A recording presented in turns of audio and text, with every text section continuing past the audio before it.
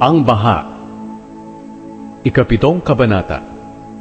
Sinabi ng Panginoon kay Noe, "Pumasok ka sa barko kasama ng buong pamilya mo, sapagkat sa lahat ng tao sa panahong ito, ikaw lang ang nakita kong matuwid.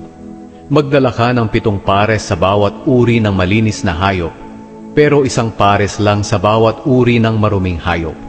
At magdala ka rin ng 7 pares sa bawat uri ng ibon. Gawin mo ito para mabuhay sila sa mundo. Sapagkat pagkatapos ng 7 araw mula ngayon, magpapaulan ako sa buong mundo sa loob ng 40 araw at 40 gabi, para mamatay ang lahat ng nilikha ko." Sinunod ni Noe ang lahat ng iniutos ng Panginoon sa kanya.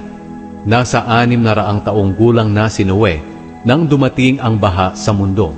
Pumasok siya sa barko kasama ang asawa niya, mga anak na lalaki, at mga manugang, para hindi sila mamatay sa baha. Ayon sa iniutos ng Diyos kay Noe, pinapasok niya sa barko ang bawat pares ng lahat ng uri ng hayop na malinis at marumi na lumapit sa kanya. At pagkalipas ng 7 araw, bumaha sa mundo. Nang 17 araw ng 2 buwan, umulan ng napakalakas at umapaw ang lahat ng bukal. Si Noe ay 600 taong gulang na noon. Umulan sa mundo sa loob ng 40 araw at 40 gabi. Noong mismong araw na nagsimulang umulan, pumasok sa barko si Noe, ang asawa niya, at ang 3 nilang anak na sina Shem, Ham at Japhet, kasama ang mga asawa nila. Kasama rin nila ang lahat ng uri ng hayop, mga lumalakad, gumagapang at lumilipad. Ayon sa iniutos ng Diyos kay Noe, pinapasok niya sa barko ang bawat pares ng lahat ng uri ng hayop na lumalapit sa kanya. Pagkatapos, isinara ng Panginoon ang barko. Walang tigil ang ulan sa mundo sa loob ng 40 araw.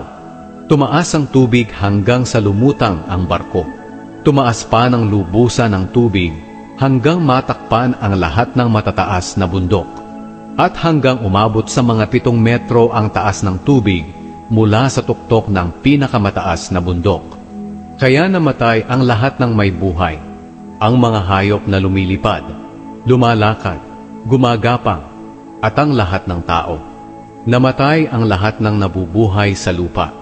Nalipol ang lahat ng tao at ang lahat ng hayop sa mundo.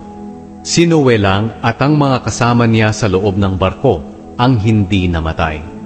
Bumaha sa mundo sa loob ng 150 araw.